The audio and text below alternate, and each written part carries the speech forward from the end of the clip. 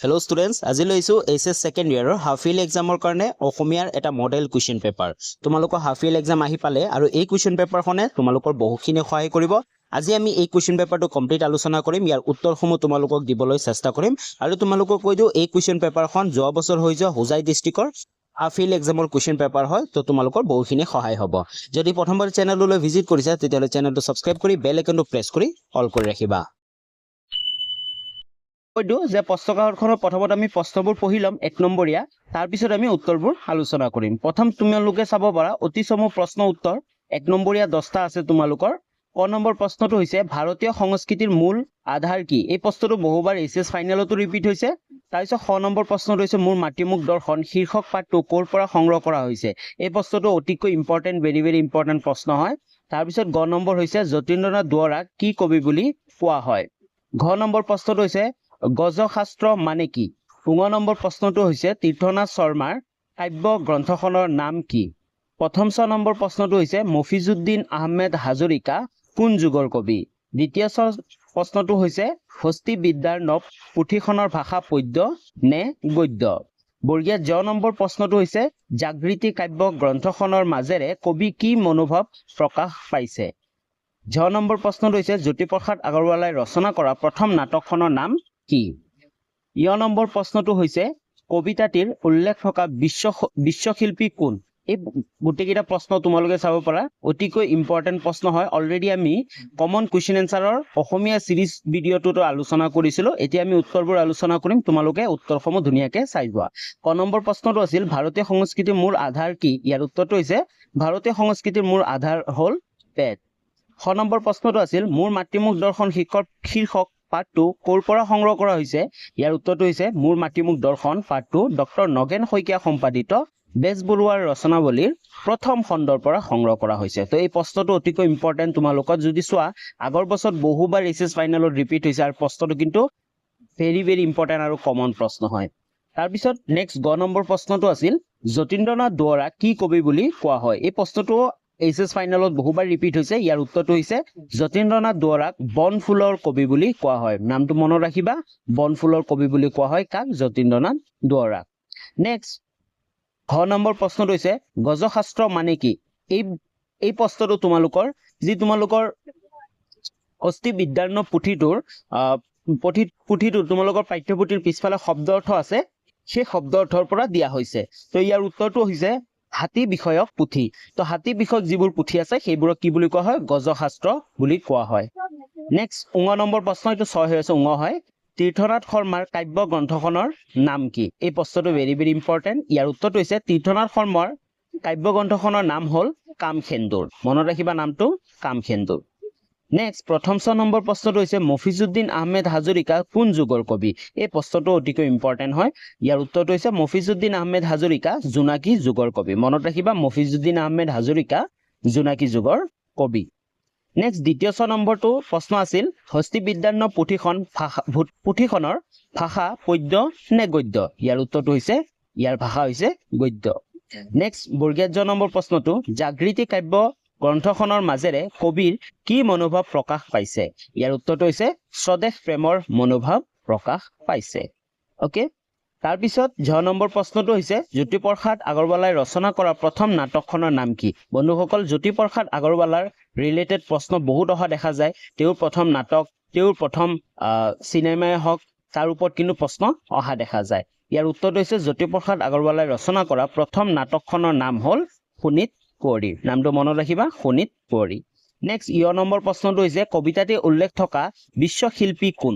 ইয়াৰ উত্তৰটো হৈছে বিশ্বখনিকৰ বুলি লেখকে ভগৱান বা ঈশ্বৰৰ কথা কৈছে। এই বিশ্বশিল্পী বুলি কাক কৈছে? ভগৱান বা ঈশ্বৰৰ কথা কৈছে। অ'কে, এইখিনিলৈ আছিল আমাৰ 1 নম্বৰীয়া প্ৰশ্নবোৰৰ উত্তৰসমূহ। আশা কৰোঁ তোমালোকে গোটেইকেইটা উত্তৰ বুজি পাইছা। যদিহে তোমালোকৰ গোটেই উত্তৰ বুজি পাইছা তেতিয়াহ'লে এটা লাইক কৰি দিবা ভিডিঅ'টো আৰু কমেণ্ট কৰি তোমালোকে জনাবা। আৰু ডেছক্ৰিপশ্যনত আমাৰ এটা হোৱাটছএপ চেনেল লিংক আছে, সেই হোৱাটছএপ চেনেলত তোমালোকে আপডেটসমূহ পাই থাকিবৰ কাৰণে হোৱাটছএপ চেনেলটো জইন হৈ ল'বা। এতিয়া আমি 2 নম্বৰীয়া প্ৰশ্নটোৰ পৰা আলোচনা কৰিম। 2 নম্বৰত চাওঁ তোমালোকে প্ৰথম প্ৰশ্নটো হৈছে কোন দুগৰাকী সাহিত্যিকৰ ৰচনাৰ আমলত যতীন্দ্ৰনাথ দুৱৰাই কথা কবিতা লিখিছিল? এই প্ৰশ্নটো আমাৰ ভিডিঅ'ৰ যোগেদি আমি বহুবাৰ আলোচনা কৰিছিলোঁ আৰু তোমালোকক কৈছিলোঁ যে ভেৰি ইম্পৰ্টেণ্ট প্ৰশ্ন হয়। তাৰপিছত খ নম্বৰ প্ৰশ্নটো হৈছে হস্তি বিদ্যাৰ্ণ পুথিখন পুথিখনৰ বিচিত্ৰ চিত্ৰকলাৰ বিষয়ে প্ৰশংসা কৰি যোৱা দুগৰাকী খ্যাতনামা পুৰুষৰ নাম লিখা। এই প্ৰশ্নটো তোমালোকৰ পাঠটোৰ ভিতৰৰ পৰা দিছে, তো তোমালোকে চাব পাৰা এই বছৰ তোমালোকৰ কিন্তু পাঠটোৰ ভিতৰৰ পৰা প্ৰশ্ন বহুত আহিব এনেকুৱা ফাইনেলতো। তো তোমালোকে যিমান পাৰা চেপ্টাৰবোৰ বা তোমালোকে পাঠবোৰ কি কৰিব লাগিব, তোমালোকে ৰিডিং কৰিব লাগিব। তাৰপিছত গ নম্বৰ প্ৰশ্নটো হৈছে কবিয়ে কাঠমিস্ত্ৰীৰ লগতে আৰু কাক কাক নিজৰ অধিকাৰ কাঢ়ি ল'বলৈ কৈছে। ঘ নম্বৰ প্ৰশ্নটো হৈছে কি কথাৰ বাবে আনন্দৰাম বৰুৱা পূজ্য হৈ থাকিব। এইটো অলপ ভুল হৈ আছে, স্পেলিংটো চাবা, পূজ্য হৈ থাকিব। উঙ নম্বৰ প্ৰশ্নটো হৈছে প্ৰকৃত ত্যাগ মানে কি। প্ৰথম নম্বৰটো হৈছে হস্তি গ্ৰন্থ বুলিলে কি বুজা। এই প্ৰশ্নটো ভেৰি ভেৰি ইম্পৰ্টেণ্ট। তাৰপিছত দ্বিতীয় নম্বৰ প্ৰশ্নটো হৈছে পূজাৰ 16টা উপকৰণৰ যিকোনো 4বিধ উপকৰণৰ নাম লিখা। এই প্ৰশ্নটো ডাইৰেক্টলি 2024ত আহিছিল, 2024ৰ পৰা প্ৰশ্নটো দিয়া হৈছে আৰু এই প্ৰশ্নটো কিন্তু একদম ভিতৰুৱা প্ৰশ্ন হয়। তাৰপিছত বৰ্গীয় জ নম্বৰ প্ৰশ্নটো হৈছে অসমৰ বাহিৰৰ কোন দুজন কবিৰ গীতৰ লগত মাধৱদেৱৰ বৰগীত তুলনা কৰিব পাৰি। এই প্ৰশ্নটো ভেৰি ভেৰি ইম্পৰ্টেণ্ট। তো এইকেইটা আছিল 2 নম্বৰৰ প্ৰশ্ন আৰু অতিকৈ দৰকাৰী তোমালোকৰ কাৰণে। এতিয়া আমি উত্তৰবোৰ আলোচনা কৰি যাম। 2 নম্বৰ উত্তৰবোৰ, প্ৰথম প্ৰশ্নটো আছিল কোন দুগৰাকী সাহিত্যিকৰ ৰচনাৰ আমলত যতীন্দ্ৰনাথ দুৱৰাই কথা কবিতা লিখিছিল। ইয়াৰ উত্তৰটো হৈছে আইভান তুৰ্গেনিভৰ পয়েম ইন প্ৰ'জ আৰু আফ্ৰিকাৰ লেখিকা অলিভা শ্ৰাইনাৰ ৰচনাৰ আমলত তেওঁ কি কৰিছিল, কথা কবিতা ৰচনা কৰিছিল বা লিখিছিল। অ'কে। খ নম্বৰ প্ৰশ্নটো আছিল যে হস্তি বিদ্যাৰ্ণৱ পুথিখনৰ বিচিত্ৰ চিত্ৰকলাৰ বিষয়ে প্ৰশংসা কৰি যোৱা দুগৰাকী খ্যাতনামা পুৰুষৰ নাম লিখা। এই প্ৰশ্নটো মই তোমালোক কৈছো একেবাৰে ভিতৰৰ পৰা দিছে তোমালোকৰ পাঠটো। তো ইয়াৰ উত্তৰটো হৈছে মহাত্মা গান্ধী আৰু পণ্ডিত জৱাহৰলাল নেহেৰু। তেওঁৰ লগতে আৰু দুজনমান আছিল, তেওঁলোকৰ নাম তোমালোকৰ পাঠটোত পাই যাবা, কিন্তু 2জন লিখিব দিছে। তো তাৰ কাৰণে আমি মহাত্মা গান্ধী আৰু পণ্ডিত জৱাহৰলাল নেহেৰু লিখি দিছো, যাতে তোমালোকৰ এই দুটা নাম ইজিলি মনত থাকে আৰু তোমালোকৰ অলৰেডি মনত আছে। অ'কে, মনত থাকি যাব। এতিয়া আমি নেক্সট কুৱেশ্যন আগবাঢ়ো। কুৱেশ্যন নম্বৰ গটো আছিল আমাৰ কবিয়ে কাঠমিস্ত্ৰীৰ লগতে আৰু কাক নিজৰ অধিকাৰ কাঢ়ি ল'বলৈ কৈছিল। ইয়াৰ উত্তৰটো হৈছে কবিয়ে কাঠমিস্ত্ৰীৰ লগতে কহাৰ কমাৰ আদি শ্ৰমজীৱী লোকসকলক নিজৰ বাহুবলেৰে অধিকাৰ কাঢ়ি ল'বলৈ কৈছে। তো তোমালোকে উত্তৰটো পালা। এই প্ৰশ্নটো কিন্তু তোমালোকৰ কাৰণে ইম্পৰ্টেণ্ট হয়। নেক্সট ঘ নম্বৰ প্ৰশ্নটো আছিল কি কথাৰ বাবে আনন্দৰাম বৰুৱা পূজ্য হৈ থাকিব। এই প্ৰশ্নটো আগৰ বছৰত ৰিপিট হৈছিল, HS ফাইনেলত আহি গৈছে। প্ৰশ্নটো তোমালোকে ভালকে চাবা, কিন্তু ইম্পৰ্টেণ্ট হয় তোমালোকৰ কাৰণে। ইয়াৰ উত্তৰটো হৈছে কৰ্মৰ প্ৰতি থকা আনন্দৰাম বৰুৱাৰ একাগ্ৰ গুণ আৰু লগতে সংস্কৃতৰ গ্ৰন্থসমূহৰ কাৰণে তেওঁ সদায় পূজনীয় হৈ থাকিব। সংস্কৃত গ্ৰন্থসমূহৰ কাৰণে তেওঁ সদায় পূজ্য হৈ থাকিব। নেক্সট উঙ নম্বৰ প্ৰশ্ন 5 হৈ আছে। এইটো উঙ নম্বৰ প্ৰশ্নটো হৈছে প্ৰকৃত ত্যাগ মানে কি বুজা। এই প্ৰশ্নটো ইম্পৰ্টেণ্ট প্ৰশ্ন হয়। ইয়াৰ উত্তৰটো হৈছে প্ৰকৃততে ত্যাগ বা বৈৰাগ্য এটা বিশেষ মনোধৰ্ম।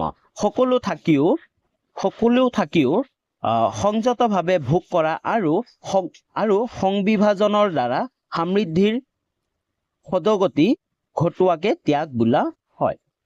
নেক্সট কুৱেশ্যন, প্ৰথম নম্বৰ কুৱেশ্যনটো আছিল আমাৰ হস্তি গ্ৰন্থ বুলিলে কি বুজা। এই প্ৰশ্নটো ইম্পৰ্টেণ্ট হয় তোমালোকে উত্তৰটো চোৱা। হস্তি গ্ৰন্থ মানে হ'ল হাতী বিষয়ক পুথি। তো হস্তি গ্ৰন্থ মানে কি, হাতী বিষয়ক পুথি, যি পুথিত হাতীৰ বিষয়ে লিখা হয়। অ'কে, অসমীয়া ভাষাত লিখা তেনে এখন গ্ৰন্থ হ'ল হস্তি বিদ্যাৰ্ণৱ পুথি, হস্তিৰ বিদ্যাৰ্ণৱ। তো তোমালোকে এইখিনিত মনত ৰাখিবা, তোমালোকক হয়তো সুধি দিব পাৰে যে অসমীয়া ভাষাত লিখা এখন হস্তি গ্ৰন্থৰ নাম লিখা, তেতিয়া তোমালোকে লিখিব লাগিব হস্তি বিদ্যাৰ্ণৱ। বুজি পাইছা? এইটো ৱাব্য হয়, ৰ নহয়, বাংলা ৰ হৈ গৈছে। তাৰপিছত সংস্কৃতি ভাষাটো হস্তি আয়ুৰ্বেদ, তাৰপিছত মালংগ লীলা, গজেন্দ্ৰ চিন্তামণি আদি। তো সংস্কৃত ভাষাটো বহুতকেইটা কিতাপ আছে। তাৰপিছত কৈছে হস্তি গ্ৰন্থত সাধাৰণতে বিবিধ হাতীৰ লক্ষণ, হাতীশাল নিৰ্মাণৰ নিয়ম, হাতীৰ দাঁতৰ মূল্য, হাতীৰ শুভ বিচাৰ, হস্তিবক্ষ হোৱাৰ মন্ত্ৰ, হাতী শিকোৱাৰ নিয়ম আদি বিষয় অন্তৰ্ভুক্ত কৰা হয়। তো এইখিনি আছিল হস্তি বিদ্যাৰ্ণৱ পুথি বা হস্তি বিদ্যাৰ্ণৱ গ্ৰন্থ বুলিলে কি বুজা। অ'কে, তাৰপিছত দ্বিতীয় নম্বৰটো প্ৰশ্ন আছিল ইম্পৰ্টেণ্ট প্ৰশ্ন, এইটো ভিতৰৰ পৰা দিছে। কৈছে যে পূজাৰ 16টা উপকৰণৰ যিকোনো 4বিধ উপকৰণৰ নাম লিখা। এই প্ৰশ্নটো HS 2024ত আহি গৈছে, তাৰ পৰাই ডাইৰেক্ট দি দিয়া হৈছে। ইয়াৰ উত্তৰটো হৈছে পূজাৰ 16বিধ উপকৰণৰ যিকোনো 4বিধ উপকৰণৰ নাম হ'ল ধূপ, দীপ, নৈবেদ্য, পাদ্য আৰু অৰ্ঘ্য ইত্যাদি। বৰ্গীয় নম্বৰ প্ৰশ্নটো হৈছে অসমৰ বাহিৰৰ কোন দুজন কবিৰ গীতৰ লগত মাধৱদেৱৰ বৰগীত তুলনা কৰিব পাৰি এই প্ৰশ্নটো তোমালোকৰ কাৰণে ইম্পৰ্টেন্ট প্ৰশ্ন হয় কিন্তু এছএছ ফাইনেলৰ কাৰণে ইয়াৰ উত্তৰটো চোৱা মহাৰাষ্ট্ৰৰ কবি তুকাৰাম আৰু উত্তৰ ভাৰতৰ কবি সুৰদাসৰ গীতৰ লগত তুলনা কৰিব পাৰি এই দুজন ব্যক্তিৰ নাম মনত ৰাখিবা মহাৰাষ্ট্ৰৰ তুকাৰাম আৰু উত্তৰ ভাৰতৰ কবি সুৰদাসৰ গীতৰ লগত এই মাধৱদেৱৰ বৰগীতৰ তুলনা কৰিব পাৰি ওকে তো এইখিনিলৈ আছিল আমাৰ 2 নম্বৰীয়া যিমানবোৰ প্ৰশ্ন আছে সেইবোৰৰ প্ৰশ্ন উত্তৰসমূহ এতিয়া আমি 3 নম্বৰীয়া প্ৰশ্ন যাও 3 নম্বৰীয়া প্ৰশ্নত আছে প্ৰসংগত সংগতি দৰ্শাই ব্যাখ্যা কৰা ইয়াতে যিকোনো দুটা আছে আমি তোমালোকে গুটেকিটা স্ক্ৰিনশ্বট লৈ ল'ব পাৰা এইগিটাৰ আৰু আমি উত্তৰবোৰ নিদিও তোমালোকে গুটেখিনি প্ৰশ্নবোৰ স্ক্ৰিনশ্বট লৈ ল'বা তো ক নম্বৰ আছে ত্যাগ বা বৈৰাগ্য এটা বিশেষ মনোধৰ্ম তাৰপিছত খ নম্বৰত আছে বিশ্বৰ য'ত কৰ্মীৰ দল তেজ ঢালি গঢ়ে প্ৰসাদ উজ্জ্বল তাৰপিছত গ নম্বৰটো আছে তেৱে কাম তেৱে কৰ্মী তেৱে কাৰিকৰ নিশ্চয় নিশ্চয় তেৱে বিশ্ব খনিকৰ তো এইটো তোমালোকৰ বিশ্ব খনিকৰৰ পৰা দিছে ইয়াত তোমালোকে প্ৰসংগত সংগতি দৰ্শাই ব্যাখ্যা কৰিব লাগিব 4 নম্বৰ প্ৰশ্ন তোমালোকে চোৱা যিকোনো 5টা প্ৰশ্নৰ উত্তৰ দিয়া ক নম্বৰ প্ৰশ্নটো হৈছে ডিব্ৰুগড় অসমীয়া তিৰোতাসকলৰ গড়গতি আৰু কাৰ্যকলাপ দেখি বেজবৰুৱাৰ মনলৈ কেনে ভাৱ আহিছিল পাঠৰ আধাৰত লিখা তো এইটো দীঘলীয়া প্ৰশ্নত পৰে তোমালোকৰ তাৰ পিছত খ নম্বৰটো আছিল চিৰন্তৰ মূল্যবোধ সম্পৰ্কে চমুকৈ ব্যাখ্যা কৰা তাৰ পিছত বৰগীতটোৰ মাধ্যমেৰে ভক্তিৰ প্ৰকাশ কিদৰে ঘটিছে আলোচনা কৰা ঘ নম্বৰ প্ৰশ্নটো হৈছে ভাৰতীয় সংস্কৃতিৰ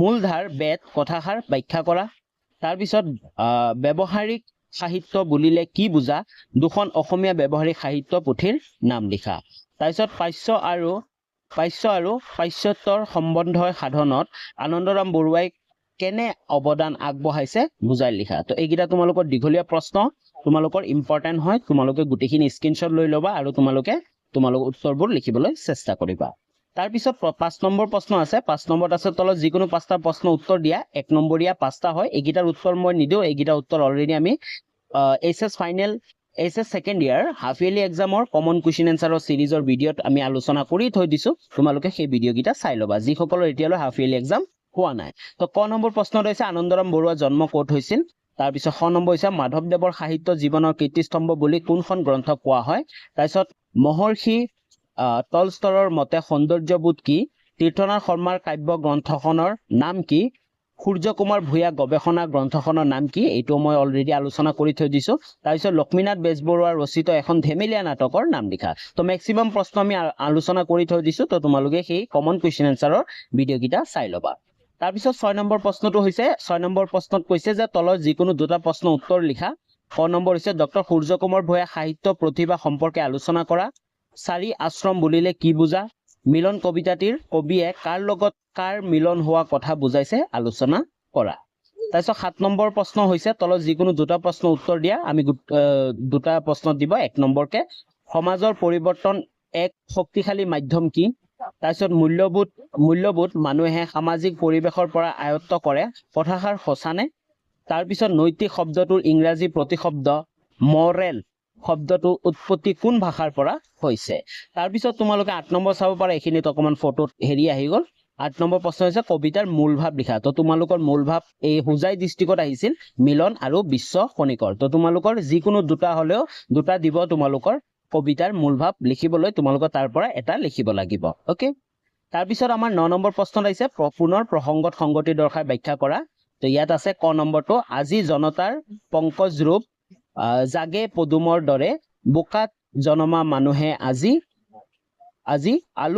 আলোকলে উঠে আহে বেলিমুৰা হৈ হাহে তো এইখিনি তোমালোকৰ এইটো প্ৰসংগত সংগতি দৰ্শাই ব্যাখ্যা তাৰপিছত 10 নম্বৰত আছে চমু উত্তৰ দিয়া যিকোনো এটা আধ্যাত্মিক মূল্যবোধ তাৰপিছত নৈতিক মূল্যবোধ তাৰপিছত নেক্সট হৈছে চমুকৈ লিখা প্ৰত্যয় কাক বোলে এইখিনি গ্ৰামাৰ সেকশন হয় তোমালোকৰ গ্ৰামাৰ সেকশনৰ পৰা কি আহিছে তোমালোকে চাব পাৰা প্ৰত্যয় কাক বোলে তদিত প্ৰত্যয় সংগসহ উদাহৰণ দিয়া তাৰপিছত অসমীয়া ভাষাত কৃত প্ৰত্যয় কাক বোলে উদাহৰণ সহ লিখা তো এইখিনি অলৰেডি আমি এছএছ হাফ ইয়াৰলি এক্সামৰ যি সিলেবাস আলোচনা কৰিছিলো তাতো মই কৈ দিছিলো যে প্ৰত্যয় আহিব আৰু কৃত প্ৰত্যয় আহিব আৰু তদিত প্ৰত্যয় তোমালোকৰ আহিব তাৰপিছত 12 নম্বৰ আছে তলত দিয়া 6টা শব্দ হোৱা